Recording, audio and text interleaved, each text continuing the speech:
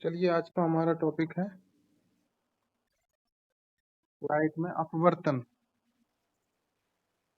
ठीक है, तो इसको देख लेते हैं अपवर्तन क्या होता है। इससे पहले हम परावर्तन तो पढ़ चुके हैं। ठीक है, प्रकाश का अपवर्तन, इसमें लिखा है जब कोई प्रकाश किरण एक माध्यम से दूसरे माध्यम में प्रवेश करती है, इसका मतलब दो माध्यम होना जरूरी है, तो वह अपने मार्ग से थोड़ी सी विचलित हो जाती है।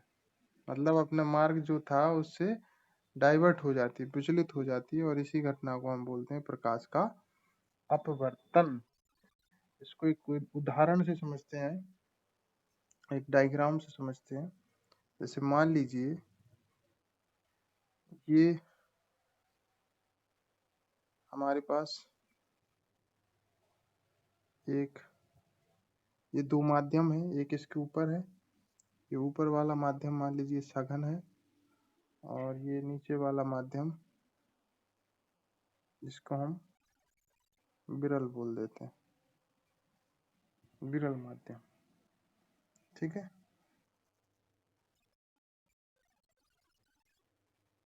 नहीं इसको अपन एक मिनट इसको मान लेते हैं, एक ये ऊपर वाले को मान लेते हैं विरल माध्यम, इसको मान लिया सघन माध्यम। ठीक है, तो दो माध्यम हो गए। तो मान लीजिए प्रकाश किरण विरल माध्यम से आ रही है। कहाँ से आ रही कोई प्रकाश किरण? विरल माध्यम से। ये विरल माध्यम है इसके ऊपर। तो विरल माध्यम से किरण आ रही है, तो ये टकराने के बाद ये दूसरे माध्यम में जब जाएगी तो क्या करेगी, अपने मार्ग से विचलित हो जाती है। वैसे तो इसको यहाँ पर जाना चाहिए, अरे इसका मार्ग तो ये है ना, लेकिन यहाँ ना जाके ये क्या करती है, अपने मार्ग से थोड़ी सी विचलित हो जाती है। विचलित का मतलब ये यहाँ चली जाती है, ऐसी ऐसी चली जाती है, ऐसी चली जाती है। ठीक है, तो इसी को हम बोलते हैं, इस घटना को, प्रकाश का अपवर्तन। ठीक है,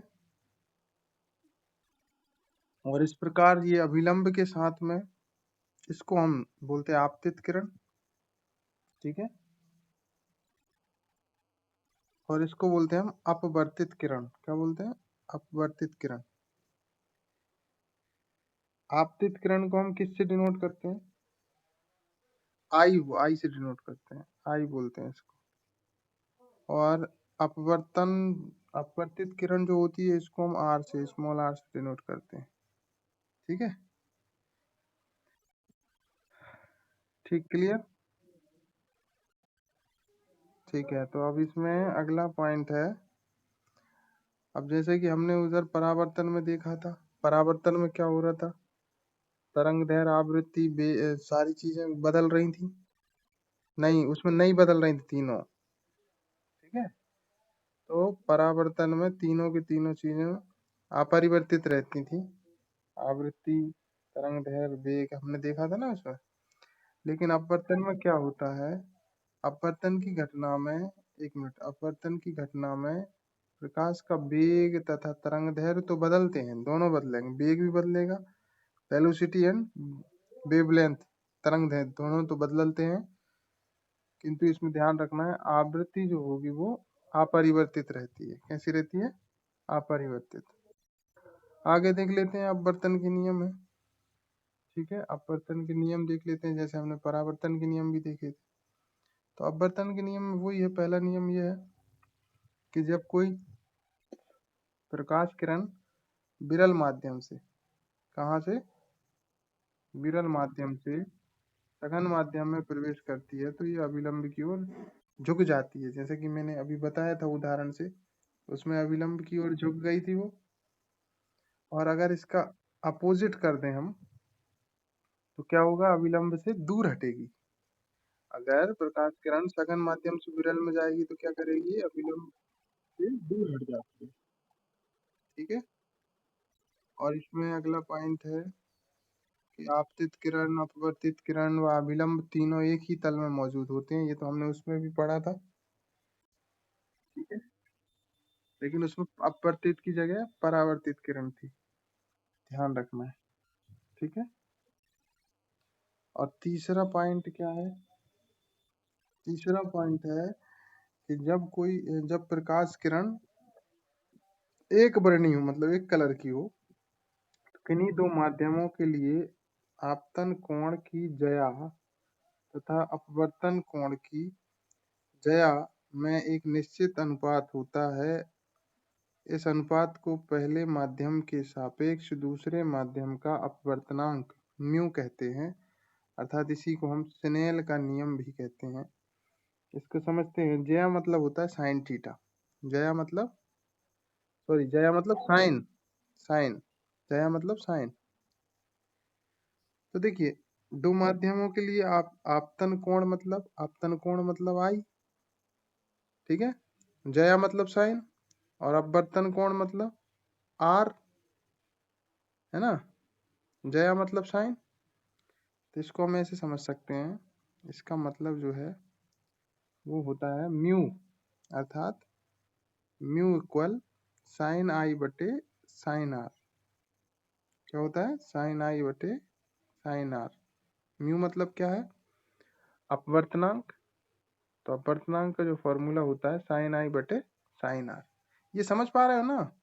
अरे भाई, आपतन कोण की जया, आपतन कोण की जया को हमने किससे बोल दिया? आपतन कोण मतलब आई, तो जया है, जया मतलब साइन, तो साइन आई लिख सकते हैं आपतन कोण को, अपॉन अपवर्तन कोण की जया। अपवर्तन कोण की जया का क्या मतलब? अपवर्तन कोण की जया मतलब आर, तो इसको जया मतलब साइन आर, तो इसको लिख सकते हैं sine i upon sine are.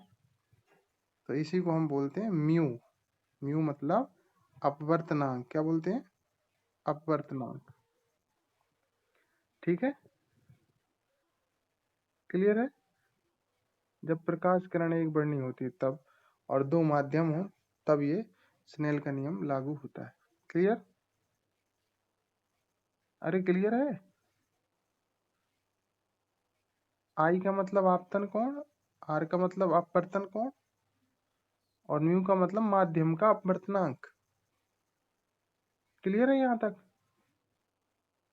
और ये जो म्यू होता है ये मात्रकहीन और विमाहीन राशि होती है। अपवर्तनांक की जो है, अपवर्तनांक क्या है? मात्रकहीन और विमाहीन राशि होती है, ये आपको याद रखना है। इसका कोई मात्रक नहीं होता और विमा भी नहीं होती है। अब इससे रिलेटेड कुछ क्वेश्चन देख लेते हैं। एक क्वेश्चन है इससे रिलेटेड, उसको देख लेते हैं। क्वेश्चन है, यदि कोई प्रकाश किरण वायु तथा कांच के संपर्क तल पर 60 डिग्री के कोण पर आपतित होती है, तो उसका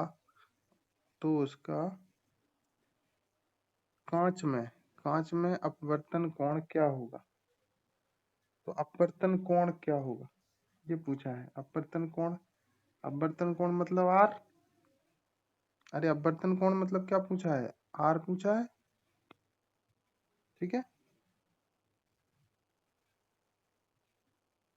अपवर्तन कोण मतलब कि जो अपवर्तित किरण अभिलंब के साथ जो कोण बनाती है उसको आपतन कोण बोलते हैं यार, ठीक है। और दिया क्या है? 60 डिग्री क्या दिया है? ये, हाँ हाँ हाँ, म्यू दिया ही है, अपवर्तनांक अब नहीं दिया, अपवर्तनांक नहीं दिया, सॉरी। तो साइन आई का मान दिया है। साइन आई कितना दिया है? साइन आई दिया है 60 डिग्री। कितना दिया है? 60 डिग्री। तो हम यही फार्मूला लगा देंगे, स्नेल वाला, म्यू बराबर sine i upon sine r, ठीक है। अब म्यू म्यू की वैल्यू कितनी होती है? म्यू मतलब कि कांच का अपवर्तनांक है। कांच का अपवर्तनांक कितना होता है? तो कांच का अपवर्तनांक वायु के सापेक्ष कांच का अपवर्तनांक होता है 3/2, अर्थात 3/2 हम रख देंगे, ठीक है। और साइन आई की वैल्यू, साइन आई का मान दिया ही है, ये साइन आई का 60 रख देंगे। साइन आर हमको निकालना है। ठीक है, वैल्यू रखेंगे। साइन 60 की वैल्यू कितनी होती है, √3/2, ये रख दिया। और आगे क्या करेंगे, फिर हमने साइन आर निकालना है, तिर्यक गुणा कर देंगे। इसका तिर्यक गुणा कर देंगे यहाँ पे, ठीक है, और इसका यहाँ पे कर देंगे। तो क्या आ जाएगा, ये हो जाएगा हमारे पास साइन आर इक्वल क्या हो जाएगा, sine r equal 2 into √3/2 into 3। तो ये 2 से 2 कट जाएगा, तो हमारे पास क्या आ जाएगा, हमारे पास क्या आ जाएगा, 1/√3।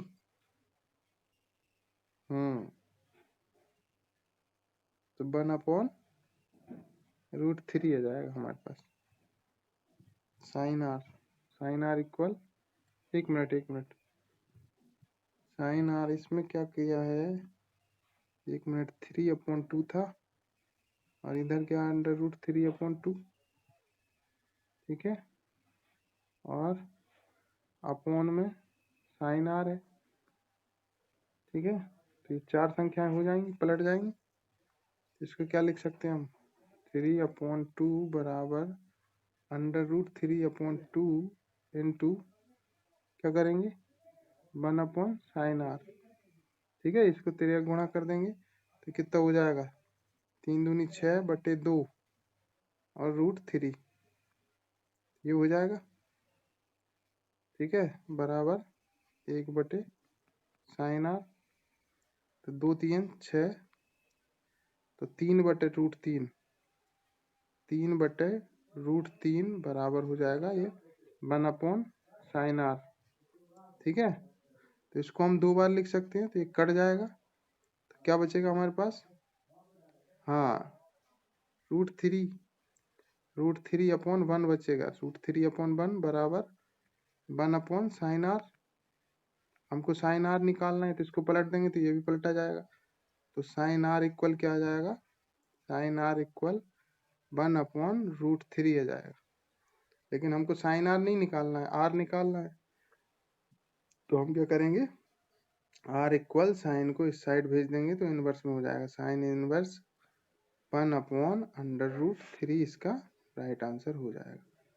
क्लियर है, ठीक है, ऐसे इसको सॉल्व कर लेंगे।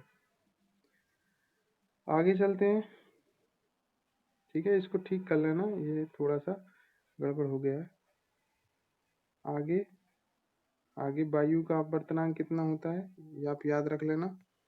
वायु का अपवर्तनांक होता है 1.003 या लगभग 1 बोल सकते हैं हम। और हीरे का अपवर्तनांक कितना होता है, हीरे का अपवर्तनांक होता है 2.4। कितना होता है, 2.4, ठीक है।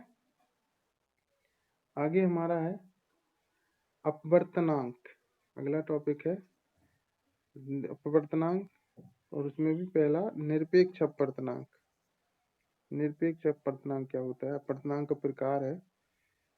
तो निरपेक्ष अपवर्तनांक किसको बोलते हैं, जब कोई प्रकाश किरण निर्वात या वायु से चलकर किसी माध्यम में प्रवेश करती है। मतलब या तो निर्वात हो या वायु हो, एक चीज, और कोई भी माध्यम हो सकता है। तो निर्वात या वायु के सापेक्ष माध्यम के अपवर्तनांक को ही हम निरपेक्ष अपवर्तनांक कहते हैं। मतलब इसमें एक माध्यम होना जरूरी है और एक वायु या निर्वात हो सकता है, ठीक है। तो इसको हम उदाहरण से समझ सकते हैं, जैसे कि वायु होना जरूरी, तो वायु और माध्यम है यहाँ पे कांच। तो वायु के सापेक्ष कांच का अपवर्तनांक, उदाहरण है वायु के सापेक्ष कांच का अपवर्तनांक। इसको हम कैसे लिख सकते हैं, इसको लिखेंगे हम ए म्यू जी। इसका मतलब है ए मतलब एयर, म्यू मतलब अपवर्तनांक, जी मतलब ग्लास या कांच।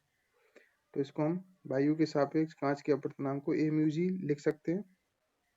तो इसमें ध्यान रखना है, जब भी अपवर्तनांक पूछे तो क्या करते हैं हम, ये जो पीछे वाला होता है ना, इसको हम ऐसा कैसा ऊपर लिख देते हैं। क्या करते हैं, ऐसा कैसा ऊपर लिख देते हैं। जैसे ये म्यूजी है तो म्यूजी ऊपर आ जाएगा ये, म्यू जी मतलब कांच का अपवर्तनांक अपॉन ये नीचे वाला जो होता है ना, आगे वाला, इसको हम नीचे लिख देते हैं। ठीक है, तो यहाँ जाएगा, क्या जाएगा, म्यू ए मतलब वायु का अपवर्तनांक। तो ये वायु के सापेक्ष कांच का अपवर्तनांक क्या होगा, कांच का अपवर्तनांक बटे वायु का अपवर्तनांक। ठीक है, जब हम इसको सॉल्व करेंगे तो म्यू जी मतलब कांच का अपवर्तनांक होता है 3/2, और वायु में कितना होता है, वायु म्यू ए, तो म्यू ए होता है वायु के में अपवर्तनांक होता है 1, तो 1 रखेंगे तो हमारे पास कितना आ जाएगा, 3/2 या यही रहेगा 1/5, 1.5 हो जाएगा। ठीक है, तो वायु के सापेक्ष कांच का अपवर्तनांक कितना होगा, 1.5 या 3/2। ठीक है, अब इसमें आगे देख लेते हैं। ठीक है, आगे दूसरा वायु के सापेक्ष पानी का अपवर्तनांक देख लेते हैं। वायु के सापेक्ष पानी का अपवर्तनांक, इसको भी हम वैसे लिखेंगे, म्यू डब्ल्यू लिखेंगे, म्यू डब्ल्यू, और म्यू डब्ल्यू को ऊपर लिखेंगे और नीचे क्या लिखेंगे, म्यू ए। तो म्यू डब्ल्यू की वैल्यू कितनी होती है, म्यू डब्ल्यू होता है 4/3, पानी का अपवर्तनांक 4/3, और म्यू ए वही एक आएगा, तो इसको सॉल्व करेंगे तो कितना आ जाएगा, 1/33, 1/33 या 4/3। तो वायु के सापेक्ष पानी का अपवर्तनांक कितना होता है, 4/3 या 1.33 होगा। ठीक है, फिर आगे देख लेते हैं, सापेक्ष अपवर्तनांक है अगला टॉपिक। तो सापेक्ष अपवर्तनांक क्या होता है, ठीक है, तो जब प्रकाश किरण एक माध्यम से दूसरे माध्यम में प्रवेश करती है, मतलब कि इसमें दोनों ही माध्यम होना जरूरी है, इसमें दोनों माध्यम होंगे, जिनमें से कोई भी माध्यम वायु नहीं होगा, मतलब कि इसमें वायु नहीं रहेगी कोई सा भी माध्यम, दोनों ही वायु के अलावा माध्यम रहेंगे। दोनों माध्यमों के अपवर्तनांक को एक माध्यम के सापेक्ष दूसरे माध्यम का अपवर्तनांक कहा जाता है। जैसे कि फॉर एग्जाम्पल पानी के सापेक्ष कांच का अपवर्तनांक, तो यहाँ पानी भी माध्यम है और कांच भी एक माध्यम है, इसको भी वैसे ही लिखेंगे। क्या लिखेंगे हम, इसको हम लिख सकते हैं डब्लू म्यू जी, क्या हो जाएगा ये, इसको लिख सकते हैं mu G upon mu W. अभी हमने निकाला म्यू जी कितना होता है, हाँ म्यू जी 3/2, तो यहाँ पे म्यू जी की जगह हम 3/2 रखेंगे, अपॉन म्यू डब्ल्यू पानी का कितना होता है, म्यू डब्ल्यू 4/3, 4/3, जब 3/2 और इसको हम सॉल्व करेंगे कितना, 4/3, तो क्या होगा, ये संख्या पलट जाएंगी, तो ये हो जाएगा 3/2 इंटू 3/4। जब इसको सॉल्व करेंगे तो कितना हो जाएगा, ये 3 तिरका 9/4 दूनी 8, तो ये फाइनल आ जाएगा 9/8। ठीक है, तो ध्यान रखना पानी के सापेक्ष कांच का अपवर्तनांक पूछ ले तो कितना होगा, 9/8 होगा, कितना होगा, 9/8। इसी प्रकार दूसरा देख लेते हैं, दूसरा उदाहरण है कांच के सापेक्ष पानी का अपवर्तनांक, इसको भी हम क्या लिखेंगे, इसको ठीक कर लेना, इसमें थोड़ा करेक्शन करना पड़ेगा। तो कांच के सापेक्ष इसको लिखेंगे हम G mu W, G mu W लिखेंगे, अर्थात mu W upon mu G. तो म्यू डब्ल्यू कितना होता है, अब उसमें कुछ नहीं है, ये इसका उल्टा ही है पहले वाले का, तो जैसे इसका 9/8 आया था तो इसको पलट देंगे हम, डायरेक्ट आ जाएगा, इसको 8/9 आएगा इसका, तो इसका हम याद रख सकते हैं, कांच के सापेक्ष पानी का अपवर्तनांक कितना होगा, 8/9 होगा, कितना होगा, 8/9 होगा। ठीक है, ठीक है, तो ये हमारा अपवर्तनांक वाला, ठीक है, ये क्लियर हो गया सापेक्ष अपवर्तनांक। आगे देख लेते हैं, तो आगे एक वेग से रिलेटेड अपवर्तनांक का एक फॉर्मूला है, इसको भी देख लेते हैं। ये होता है अपवर्तनांक म्यू बराबर, इसको अगर वेग से रिलेटेड करें तो प्रकाश का वायु में वेग बटे प्रकाश का माध्यम में वेग।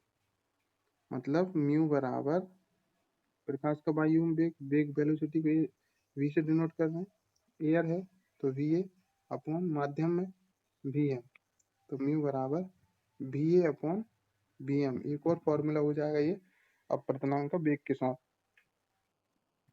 और आपको पता है प्रकाश का पांचवा वेग कितना होता है, इसको हम वी जी बोलेंगे, वी जी से डिनोट कर रहे हैं, 2 × 10⁸ मीटर अपॉन सेकेंड।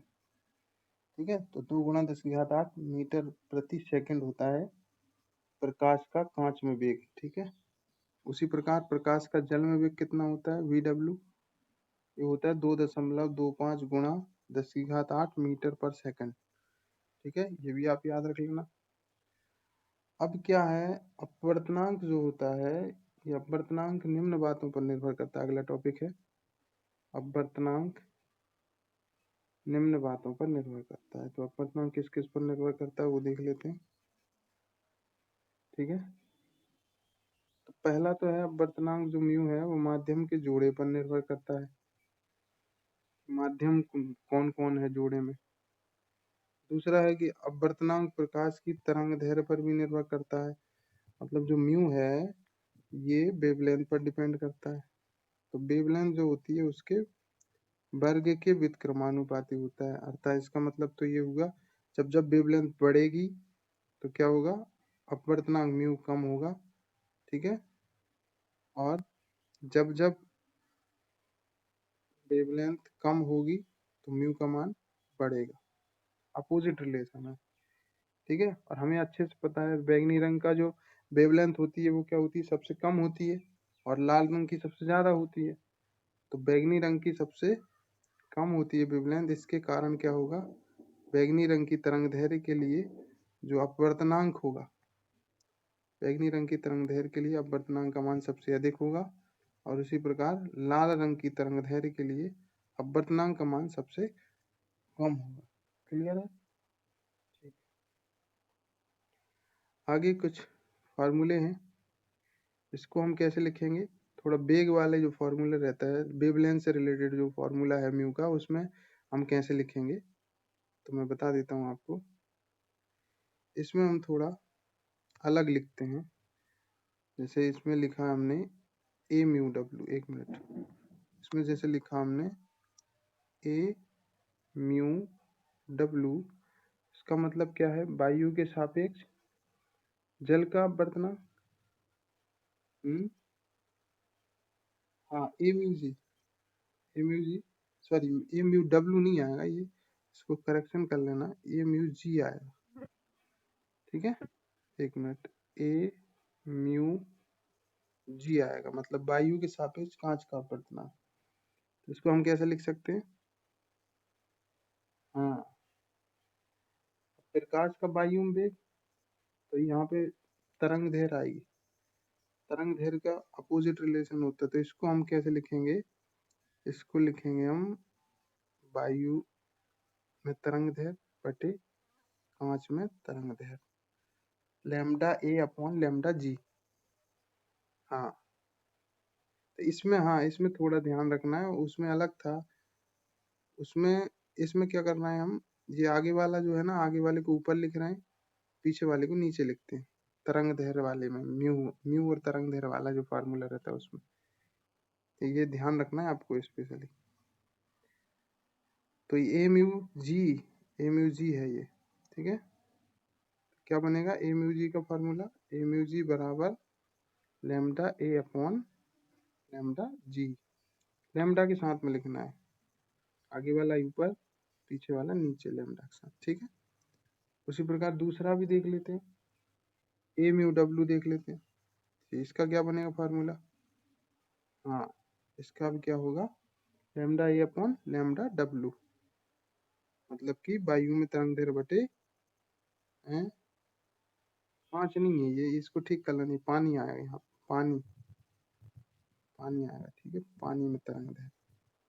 ठीक है, तो ये हो जाएगा ए म्यू डब्ल्यू बराबर लैम्डा ए अपॉन लैम्डा डब्ल्यू। ठीक है, ठीक है, एक और है इसका, तापमान का जो प्रभाव पड़ता है उस पर, अपवर्तनांक पर।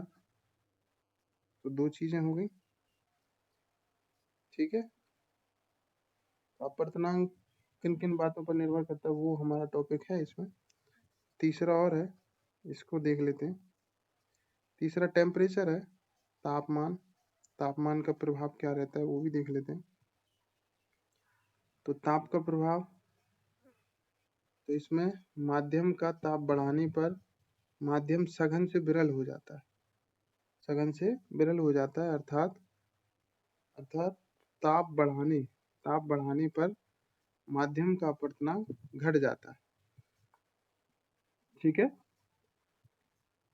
हाँ, तो माध्यम का ताप बढ़ाने पर माध्यम क्या होता है, सघन से विरल हो जाता है, अर्थात ताप बढ़ाने पर माध्यम का अपवर्तनांक घट जाता है, ठीक है। तो ये हमारे अपवर्तनांक को किन किन बातों पर निर्भर करता है वो पॉइंट हो गए। इसके बाद बाकी का जो है ये हम कल डिस्कस करेंगे, ठीक है।